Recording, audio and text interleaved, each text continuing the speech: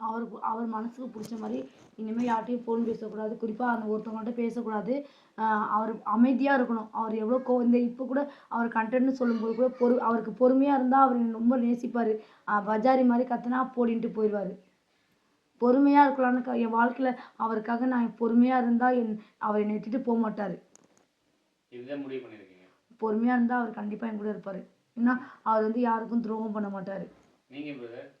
அதாவது மக்கள் எல்லாருமே இது என்னுடைய ஆள் மனசுல இருந்து வருது.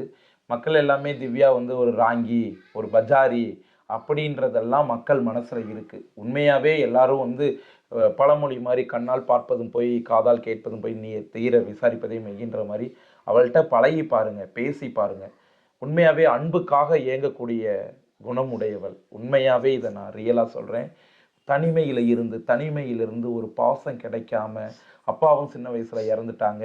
இந்த மீடியாக்குள்ளே வந்து ஊர் மக்களை வெறுத்து மக்களுடைய நலனை ஒரு அன்பை சம்பாதிக்காமல் உள்ளேயே அடப்பட்டு இருந்து அன்புக்காக ஏங்குற ஒரு பிள்ளை. இன்ன வரைக்கும் என்கிட்ட அந்த அன்பை மட்டும்தான் எதிர்பார்க்குதே தவிர மற்றபடி என்கிட்ட எதுவுமே எதிர்பார்க்கலை. அதனால் நான் லைஃப் லாங் என்னுடைய திவ்யா கலர்ச்சிக்கு என்னுடைய அன்பு என்றைக்குமே இருக்கும். இவள்கிட்ட மாற்றக்கூடியது ஒன்றே ஒன்று தான், இந்த ட்ரெஸ்ஸு மட்டும்தான். அதுக்கப்புறம் இந்த பேச்சு, இந்த 2 மாற்றிட்டாங்க அப்படின்னா உண்மையாகவே இந்த தமிழ்நாடாக இருக்கட்டும் இல்லை மற்ற டிஸ்ட்ரிக்டாவோ மற்ற மாநிலமோ திவ்யாவை எல்லாருமே நேசிப்பாங்க. இந்த திவ்யாவுக்கு கிடைக்கிற ஆதரவு வேறு யாருக்குமே இந்த உலகத்தில் கிடைக்காதுன்னு நான் சொல்லுவேன். அவள்கிட்ட இருந்து எதிர்பார்க்குறது மக்களாக இருக்கட்டும் நானாக இருக்கட்டும், அவள் கரெக்டாக பேசணும், கரெக்டாக துணி இது பண்ணணும், அதுதான். ஆனால் தெரியலை, இந்த பொண்ணுக்கு உண்மையாகவே தெரியலை. ஆனால் இனிமேல் அப்படி இருக்கக்கூடாது. நானும் இந்த பொண்ணை வந்து மாற்றி காட்டுவேன் மக்கள் முன்னாடி. இது திவ்யாவா, அட இது திவ்யா கள்ளச்சியா மக்கள் இப்படி வாயில கை வைக்கிற அளவுக்கு நான் எனக்கு மாற்றி காட்டுவேன். அவரே தலையெல்லாம் சீவி விட்டாரு, புடவையும் அவரே கட்டிவிடணும்னு சொல்லியிருக்காரு. என்னமே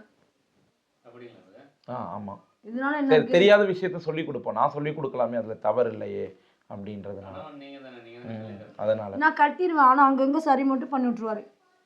இன்னைக்கு கூட பாருங்க, எனக்கு கட்ட தெரியாது. ஆனா இங்க பாருங்க, கட்ட தின்னாலும் அவருக்கு உடம்பு மட்டும் தெரியாம இருந்தா போதும். கார்த்திக்காக நான் எல்லாத்தையும் மாத்திக்குவேன்.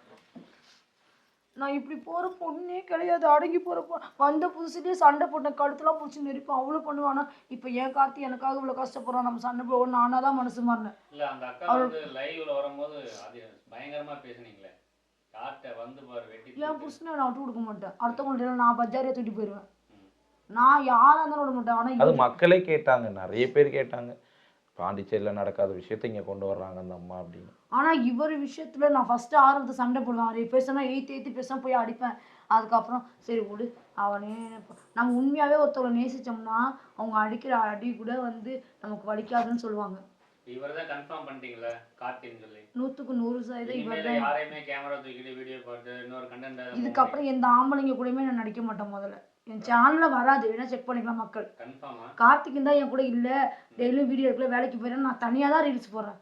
இதுக்காக போய் நான் அவங்க தம்பி கூட போகிறேன்னா இல்லை மற்றவங்க கூட போகிறேன்னா யார் கூடயும் போட மாட்டேன். அது ஒரு டைம் புயலாக கிளம்பிச்சு, என் தம்பி கூட வீடியோ போட்டு பால்கோவா ஊட்டி அதில் வாய்ஸ் சிவராத்திரி தூக்கம் ஏது அப்படின்ற பாட்டுக்கு போடு, அது வைரலாகி யூடியூப்பில் என்னைய கரைச்சி என்னைய தான் ஊற்றுனாங்க.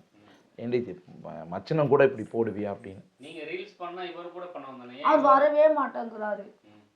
நீங்க போய் பண்ண வந்தானே. அது நான் வேலைக்கு போயிட்டு நைட் டியூட்டியில் பகல் ரெண்டு ஷிஃப்ட் பார்த்துட்டு வருவேன், நான் டயர்டில் படுத்துருவேன். அதனால இவங்க போட்டிருக்காங்க, அதையும் மாற்றிக்கிட்டாங்க, அந்த வீடியோலாம் ப்ரைவேட்டில் போட்டாங்க. இனிமேல் என் சேனலில் இவரோட வரும்னா நான் தனியாக கூட ஆட்டு போய்க்குவேன். அதெல்லாம் பர்மிஷன் கொடுத்துருக்காரு. அதனால கோவம் வந்துருச்சு, என்னை அடிச்சாரா, மேலே போய் டான்ஸ் ஆட்டு இருந்தனா பார்த்துட்டு இருந்தார். கம்முன்னு சரி, இது கோவம் இல்லையா மாமான்னு கேட்டேன். அதுக்கு சொன்னார், நீ தனியாக தானே ஆடினால கோவம் சொன்னார். அதெல்லாம் பர்மிஷன் கொடுத்துருக்காரு. இந்த மாதிரி ஒரு புருஷன் கொடுக்கறதே பெரிய விஷயம். இனிமேல் வீடியோ போட மாட்டீங்க யார் கூடயும் சேர்ந்து? சத்தியமா என் பாப்பா மேலே சத்தியமாக நான் யார் மேலேயும் போட மாட்டேன். ஒரு மாசத்துல ரிசல்ட் தெரிஞ்சிருமா? அந்த நாளுக்காக தான் நாங்கள் காத்துட்டு இருக்கோம். அப்படியே இருக்குது. ஆமாம். செக்கப்லாம் பண்ணிட்டீங்களா? இல்லை, இன்னும் பண்ணலை, இனிமேல் தான் பண்ணணும். டேட் 20ஆம் தேதி வரும். Okay okay. தேதி தான் வந்துருச்சு. 16 15 16. எனக்கு 4 நாள் கனவு மாதிரி இருக்கு. சரி ஓகே, ரொம்ப நன்றி எங்களை வர வச்சு இன்டர்வியூ. ஆனா அந்த கண்டென்ட்னு சொன்னாலும் அதை கட் பண்ணிடாதீங்க, பிராங்க்னு போடுங்க.